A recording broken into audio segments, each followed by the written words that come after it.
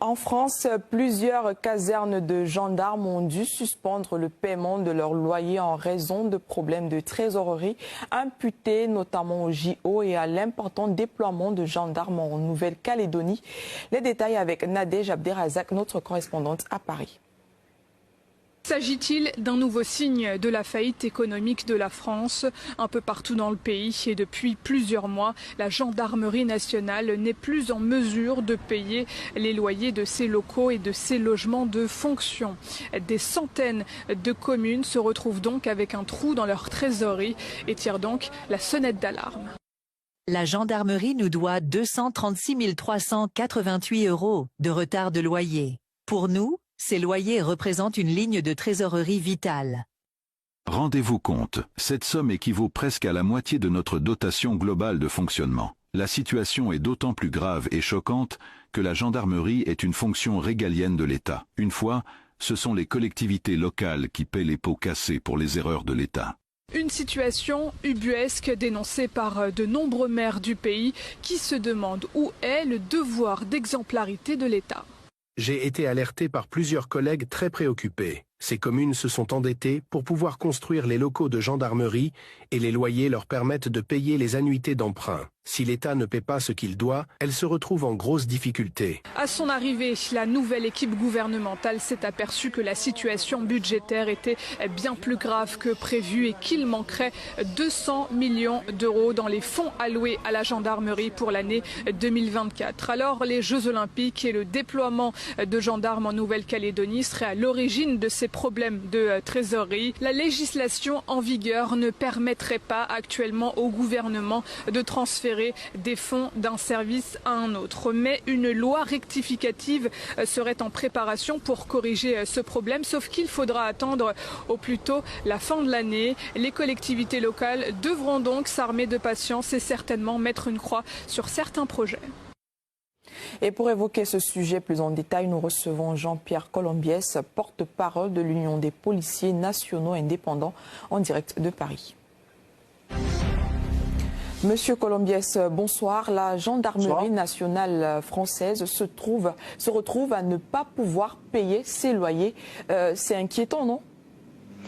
C'est plus qu'inquiétant et c'est très révélateur d'un État qui a failli ne plus être en situation de payer ses loyers pour un service de la gendarmerie, comme ça a été le cas d'ailleurs dans certains commissariats qui n'avaient plus les moyens, enfin dans certains services de police en tout cas.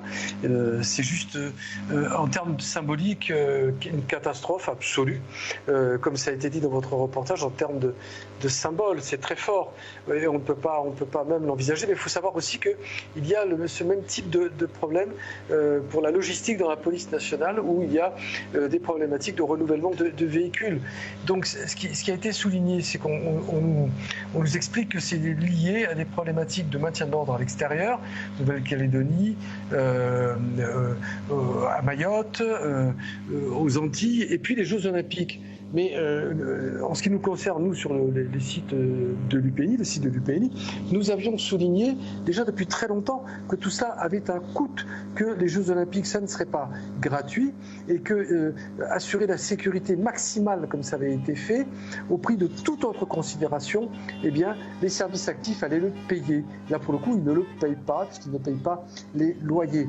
Alors, c'est juste, oui, c'est juste une catastrophe en termes d'image, et on peut se demander, mais où est l'argent? C'est la question qu'il faudra poser à un moment donné. Où passe l'argent de ces ministères? Puisque les effectifs, notamment dans la police nationale, ont été réduits d'au moins 50% dans certains secteurs. Je rappelle les discours de Nicolas Sarkozy en 2008, suppression d'un poste de fonctionnaire sur 2. Et on a réduit donc de façon très substantielle les effectifs dans la fonction publique. Et donc l'État a fait des économies, beaucoup d'économies. Où est passé l'argent qui devait servir aux dotations matérielles et à l'entretien des locaux? C'est une vraie question qui est à poser, que personne ne pose dans d'autres médias. C'est bien dommage. Nous posons ces questions, nous les mettons sur la table au travers de nos publications sur notre site Facebook, mais malheureusement, ce que nous disons, vous savez bien, vous avez bien le sentiment que c'est mis de côté et qu'on ne veut pas en parler dans les médias, ce qu'on appellerait les médias mainstream. Vous me donnez l'occasion de l'exprimer avec vous, c'est tant mieux, je vous en remercie. Mais voilà, globalement, c'est une image déplorable qui est donnée du mode de gestion des services publics en France. Il va falloir à un moment donné que nous ayons une vraie direction dans ce pays, une vraie direction d'emploi, des ministres qui prennent à bras-le-corps leurs responsabilités et qui ne se contentent pas de déclarations de principe. Et tout le monde y gagnera. Mais Monsieur Colombiès, le ministère de l'Intérieur indique que ces difficultés financières sont à mettre au compte des Jeux Olympiques et du déploiement de gendarmes en Nouvelle-Calédonie. Les JO n'incluaient pas un budget alloué à la gendarmerie ? Il faut croire que non, en tout cas que c'était sous-dimensionné, mais tout ça, nous avions nous-mêmes alerté sur ce thème en disant mais les Jeux Olympiques, à quel prix ? À quel prix ? Je vous renvoie aux promesses de primes qui ont été faites par le gouvernement pour assurer la paix sociale et surtout la mobilisation des uns et des autres. Des finances qui ne sont plus allouées pour la gendarmerie. Enfin, pour info, il y a quand même des déficits de paiement qui remontent bien avant l'organisation des Jeux Olympiques. Mais ce problème va également se poser pour le paiement des primes qui ont été promises aux fonctionnaires de police, et on sait déjà qu'il y aura à minima des retards de paiement, et voire probablement même une absence d'honorer les paiements promis. Donc les promesses n'engageant que ceux qui y croient, il y a fort à parier que ni les uns ni les autres ne verront l'argent qui leur a été promis, ou si, en tout cas s'il est versé, ce sera très certainement au préjudice de glissements budgétaires au sein des budgets alloués aux deux institutions, police et gendarmerie. Alors comment la gendarmerie va-t-elle gérer ces impayés? Va-t-on imputer le règlement de la facture aux collectivités? Qu'en est-il du devoir d'exemplarité de l'État? Non, ça me paraît difficile. L'État est engagé sur les paiements de loyer, il ne peut pas s'y soustraire. Il faudra bien à un moment donné que l'État, par des réductions sur des budgets, c'est pas de mon ressort, vous l'avez bien compris. Je ne tiens pas les manettes, les cordons de la bourse des budgets de l'État, mais il va bien falloir que ça se joue à ce niveau-là. C'est au niveau des ministères, des budgets alloués à certains ministères qu'on pourra trouver l'argent. Et c'est certainement pas aux collectivités qui ont déjà de grosses dépenses à assumer au niveau de la gestion de leur propre activité communale. Ils ne seront pas en mesure de gérer le paiement de ces loyers. C'est juste pas possible, parce qu'il va falloir entretenir les bâtiments. Enfin, cette situation, les kafkaïenne.